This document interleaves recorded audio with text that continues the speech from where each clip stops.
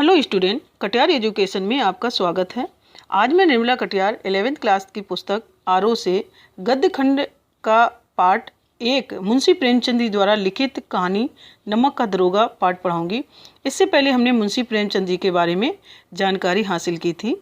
जैसा कि आपको पता है कि ये कहानी उस समय की लिखी हुई कहानी है जब हमारा देश स्वतंत्र था, अंग्रेजी हुकूमत थी और ईस्ट इंडिया कंपनी का राज भारत पर हो गया था।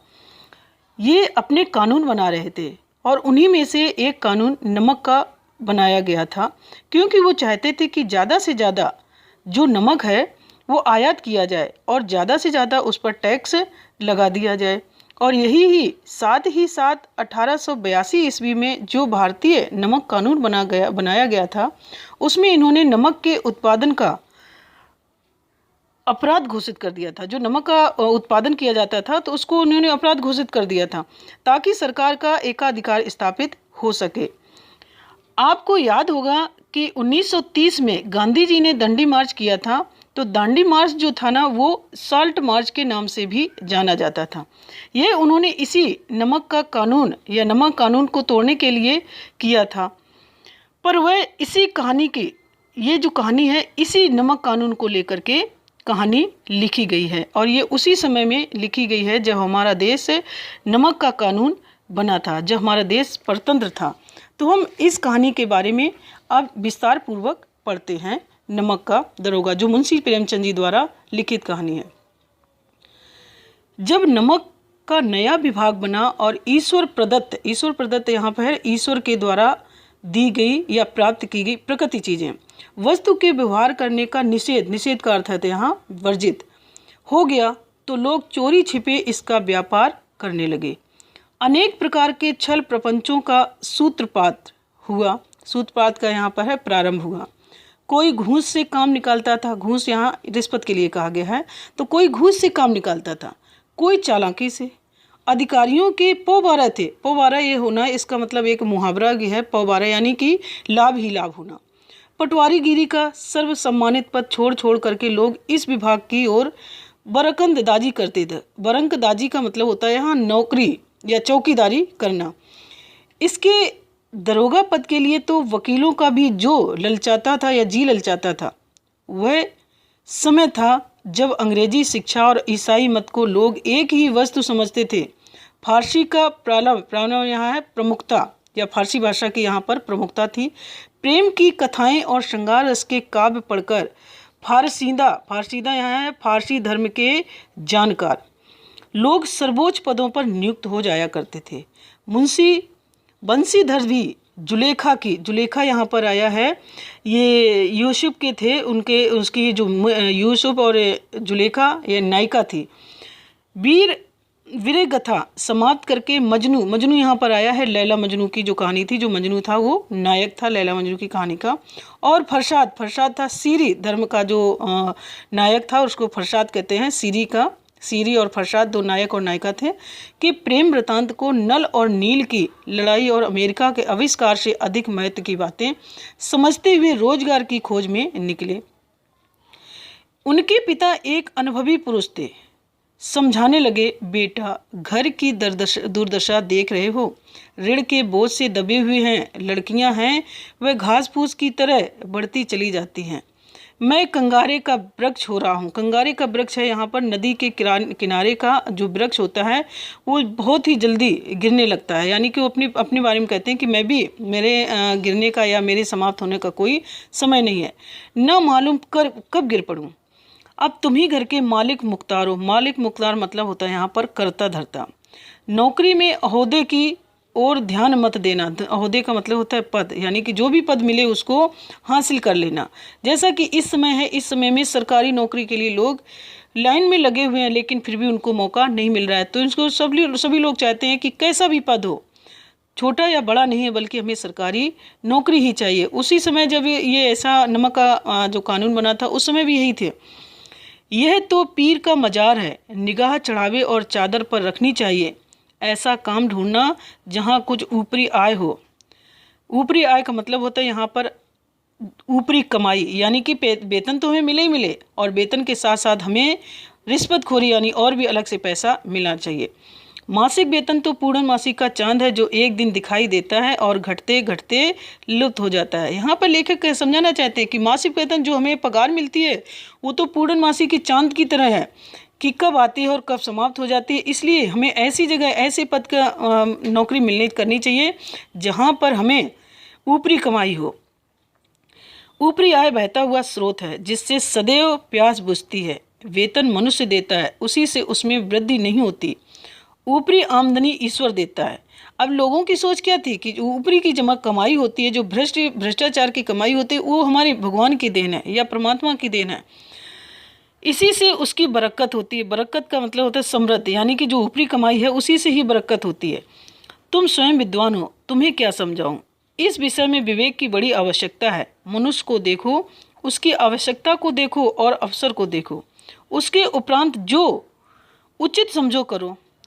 गरज वाले आमदनी के साथ कठोरता करने में लाभ ही लाभ है, लेकिन बेगरज को दांव पर पाना जरा कठिन है। इन बातों को निगाह में बांध लो, यह मेरी जन्म भर की कमाई है। इस उपदेश के बाद पिताजी ने आशीर्वाद दिया। वंशीधर आज्ञाकारी पुत्र थे। बातें ध्यान से सुनी और तब घर से चल खड़े हुए। इस विस्तृत संसार में उनके लिए धैर्य, अपना मित्र, बुद्धि, अपनी पथ प्रदर्शक माने यहाँ पर हो रास्ता को दिखाने वाले, और आत्मावलंबन की अपना सहायक था। लेकिन अच्छे सुकून से चले थे। जाते ही जाते नमक विभाग में दरोगा पद पर उनको प्रतिष्ठित हो गए, यानी कि दरोगा की नौकरी उनको मिल गई। यानी कि वंशीधर के पिताजी ने उनको बहुत समझाया था कि कोई भी पद छोटा बड़ा नहीं होता है, लेकिन ऊपरी आमदनी आनी चाहिए, और वंशीधर को दरोगा के पद पर नियुक्ति मिल गई। वेतन अच्छा और ऊपरी आय का तो ठिकाना ही ना था। वृद्ध मुंशी जी को सुख संवाद मिला तो फूले ना समाये। महाजन कुछ नरम पड़े, कलवार को अशालीता लहराई, पड़ोसियों के हृदय में सूल उठने लगे। कलवार यहाँ पर आता है शराब बनाने वाले लोग, यानी कि जब अच्छे पद पर उनकी नौकरी लग गई तो गांव में भी लोग जो शराब बनाने वाले लोग थे उनके भी जुबान लड़खड़ाने लगी, और पड़ोसी जो थे ना, पड़ोसियों के हृदय में सूल उठने लगे। सूल माने कांटे, यानी जलन होने लगी, क्योंकि वंशीधर को एक उच्च पद पर नौकरी मिल गई थी। जाड़े के दिन थे और रात का समय। नमक के सिपाही चौकीदार नशे में मस्त थे। मुंशी वंशीधर को यहाँ आए अभी 6 महीने से अधिक नहीं हुए थे, लेकिन इस थोड़े समय में ही उन्होंने अपनी कार्यकुशलता और उत्तम आचार से अफसरों को मोहित कर लिया। मोहित माने अपने रूप में, यानी उनको प्रसन्न कर लिया था। अफसर लोग उन पर बहुत विश्वास करने लगे। नमक के दफ्तर से 1 मील पूर्व की ओर जमुना नदी बहती थी। उस पर नावों का एक पुल बना हुआ था। दरोगा जी किवाड़ बंद किए मीठी नींद से सो रहे थे। अचानक आंख खुली तो नदी के प्रवाह की जगह गाड़ियों की गड़गड़ाहट तथा मल्लाहों का, मल्लाहों यहाँ पर केवट के लिए कहा गया है, मल्लाहों का कोलाहल माने शोर, यानी कि केवटों का शोर सुनाई दिया, और वो अचानक से उठ बैठे। इतनी रात गए गाड़ियां क्यों नदी के पार जाती हैं? अवश्य कुछ ना कुछ गोलमाल है। यानी वंशीधर के मन में आशंका जताई कि इतनी रात को इतनी गाड़ियां क्यों आ रही हैं, जरूर कुछ न कुछ यहाँ पर घपला है या गोलमाल है। तर्क ने भ्रम को पुष्ट किया। वर्दी पहनी, तमंचा जेब में रखा और बात में घोड़ा बढ़ाए हुए पुल पर आ पहुंचे। गाड़ियों की एक लंबी कतार पुल के पार जाती दिखी। कतार माने पंक्ति, यानी बहुत सारी गाड़ियां थी जो पुल की तरफ जाती हुई दिखाई दी। डांट कर पूछा, किसकी गाड़ियां हैं? यानी वंशीधर ने बोला कि किसकी गाड़ियां हैं। थोड़ी देर तक सन्नाटा रहा। सन्नाटा माने जो पहले आवाज़ आ रही थी वो चुप, यानी चुप की आवाज़ हो गई। आदमी में कुछ कानाफूसी हुई, यानी कि आपस में वो कुछ कान में कहने लगे। तब आगे वाले ने कहा, पंडित जी, पंडित औलोपदीन की हैं। कौन पंडित औलोपदीन? दातागंज के मुंशी वंशीधर चौके पंडित औलोपदीन इस इलाके से के सबसे प्रतिष्ठित माने यानी सम्मानीय व्यक्ति या सम्मानीय जमींदार थे। लाखों रुपए का लेन देन करते थे। इधर छोटे से बड़े कौन ऐसे थे जो उनके ऋणी ना हो। व्यापार भी बड़ा लंबा चौड़ा था। बड़े चलते पुर्जे आदमी थे। चलते पुर्जे का मतलब होता है यहाँ जहाँ पर अपना मान सम्मान, यानी कि सभी लोग उसको अपना बना लेते थे। अंग्रेज अफसर उनके इलाके में शिकार खेलने आते और उनके मेहमान होते। 12 मास सदा व्रत चलता रहता था। यानी सदा व्रत यहाँ पर कहा गया है, गरीबों के लिए मुफ्त में अनाज वो बांटते रहते थे। कौन? पंडित अलोपीदीन। और इतने बड़े जमींदार होते हुए भी ऐसा काम कर रहे हैं। मुंशी जी ने पूछा, गाड़ियाँ कहाँ जाएंगी? तो उसमें से किसी ने उत्तर दिया, कानपुर। लेकिन इस प्रश्न पर इनमें क्या है? सन्नाटा छा गया। दरोगा साहब का संदेह और भी बढ़ा, यानी कि वंशीधर का उनका जो शक था वो और भी बढ़ गया। कुछ देर तक उत्तर की बाट देखकर, बाट माने प्रतीक्षा करना, यानी कि कोई जवाब देगा उसकी प्रतीक्षा में जोर से बोले, क्या तुम सब गूंगे हो गए हो? हम पूछते हैं इनमें क्या लदा है? जब इस बार भी कोई उत्तर ना मिला तो उन्होंने घोड़े को एक गाड़ी से मिलाकर बोरे को टटोला। भ्रम दूर हो गया, ये नमक के ढेले थे। यानी कि जो गाड़ी में माल लदा हुआ था वो नमक था। पंडित ओलोपीदीन अपने सजीले रथ पर सवार कुछ सोते हुए कुछ जागते चले आते थे। अचानक कई गाड़ी वालों ने घबराए हुए आकर जगाया और बोले, महाराज दरोगा जी ने गाड़ियां रोक दी हैं। यानी कि जो उनके नौकर थे उन्होंने ओलोपीदीन को बोला कि जो दरोगा साहब जो इस समय ड्यूटी पर हैं उन्होंने अपनी गाड़ियां रोक दी हैं और घाट पर खड़े होकर के आपको बुलाते हैं, यानी कि आपको बुला रहे हैं। पंडित ओलोपीदीन का लक्ष्मी पर अखंड विश्वास था। लक्ष्मी पर अखंड विश्वास यहाँ कहा गया है कि यानी कि उनकी जो ताकत थी उसका उनको पता था। वह कहा करते थे कि संसार का तो कहना ही क्या, स्वर्ग में भी लक्ष्मी का ही राज्य है। उनका यह कहना यथार्थ ही था और वो सही कहते थे कि स्वर्ग में भी लक्ष्मी का ही नाम है। न्याय और नीति सब लक्ष्मी के ही खिलौने हैं, इन्हें वह जैसे चाहते हैं नचाते हैं। लेटे ही लेटे गर्व से बोले, चलो हम आते हैं। यह कहकर पंडित जी ने बड़ी निश्चिंता से पान के बीड़े लगाकर खाए। फिर लिहाफ ओढ़े हुए, लिहाफ में यहाँ रजाई के लिए कहा गया है, रजाई को ओढ़ते हुए दरोगा के पास आकर बोले, बाबूजी आशीर्वाद, कहिए हमसे क्या ऐसा कौन सा अपराध हुआ है कि गाड़ियाँ रोक दी गईं? हम ब्राह्मणों पर तो आपकी कृपा दृष्टि रहनी चाहिए। यानी कि ओलोपीदीन आकर के दरोगा जी के पास में आकर के, दरोगा यानी वंशीधर के पास में आकर के कहते हैं कि ऐसी क्या बात हो गई जो आप हमें हमारी गाड़ियाँ रोक दी? वंशीधर रुखाई से बोले, सरकारी हुक्म। रुखाई माने कड़वे शब्द में या रूखे शब्द में बोले कि सरकारी हुक्म है, क्योंकि दरोगा का पावर ही अलग होता है। पंडित ओलोपीदीन ने हंसकर कहा, हम सरकारी हुक्म को नहीं जानते और ना सरकार को। हमारे सरकार तो आप ही हैं। हमारा और आपका तो घर का मामला है। हम कभी आपसे बाहर हो सकते हैं? आपने व्यर्थ का कष्ट उठाया, यह हो नहीं सकता कि इधर से जाएं और इस घाट के देवता को भेंट न चढ़ावें।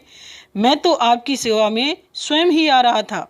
वंशीधर पर ऐश्वर्य की मोहिनी, ऐश्वर्य माने वैभव, मोहिनी वंशी का कुछ प्रभाव न पड़ा। यानी कि उन्होंने ओलोपीदीन ने वंशीधर को रिश्वत देने की पेशकश की, लेकिन इस पर भी उनका कोई असर नहीं हुआ। ईमानदारी की नई उमंग थी, क्योंकि ईमानदार तो थे ही वंशीधर और वो उसमें भी नई नई नौकरी लगी थी। कड़क कर बोले, हम उन नमक हरामों में नहीं हैं जो कौड़ियों पर अपना ईमान बेचते फिरते हैं। आप इस समय हिरासत में हैं, आपका कायदे के अनुसार चालान होगा। बस मुझे अधिक बातों की फुर्सत नहीं है। जमादार बदलू सिंह, तुम इन्हें हिरासत में ले लो, मैं हुक्म देता हूँ। उन्होंने अपने जो पुलिस सिपाही वाला था उसने उनको हुक्म दिया कि आप इनको पकड़ लो और इनको हिरासत में ले लो, मैं ये आपको आदेश देता हूँ। पंडित ओलोपीदीन स्तंभित हो गए, यानी बहुत ही आश्चर्य में पड़ गए। गाड़ी वालों में अचानक हलचल मच गई। पंडित जी के जीवन में कदाचित यह पहला ही अवसर था कि पंडित जी को ये ऐसी कठोर बातें सुननी पड़ी। बदलू सिंह आगे बढ़ा, किंतु रौब के मारे वह साहस न हुआ कि उनका हाथ पकड़ सके। पंडित जी ने धर्म को धन का ऐसा निरादर करते कभी न देखा था। विचार किया, ये अभी उद्दंड लड़का है, यानी उद्दंड माने अपने अक्खड़ स्वभाव वाला है, माया मोह के जाल में अभी नहीं पड़ा, अल्हड़ है, झिझकता है। बहुत दीन भाव से बोले, बाबू साहब ऐसा ना कीजिए, हम मिट जाएंगे, इज्जत धूल में मिल जाएगी। हमारा अपमान करने से आपके हाथ क्या आएगा? हम किसी तरह से आपसे बाहर थोड़े ही हैं। यानी ओलोपीदीन जो जमींदार थे उन्होंने बड़े नम्र स्वभाव से कहा कि हमारी इज्जत मिट्टी में मिल जाएगी, आप हमें मत पकड़िए। वंशीधर ने कठोर स्वर में कहा, हम ऐसी बातें नहीं सुनना चाहते हैं। अलाउद्दीन ने जिस सहारे को चट्टान समझ रखा था वह पैरों के नीचे से खिसकता हुआ मालूम हुआ। यानी कि जो उनके अंदर रौब था जमींदारी का, वो सारा का सारा रौब धरा रह गया। स्वाभिमान और धन ऐश्वर्य की कड़ी चोट लगी, किंतु अभी तक धन की सांख्यिकी शक्ति का पूरा भरोसा था।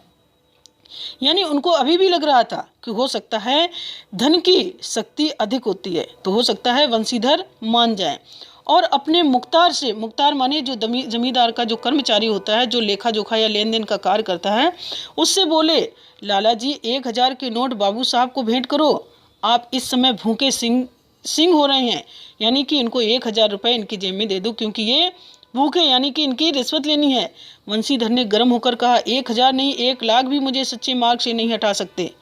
यानी वंशीधर एक ईमानदार व्यक्ति था और उसने 1000 रुपये लेने से मना कर दिया।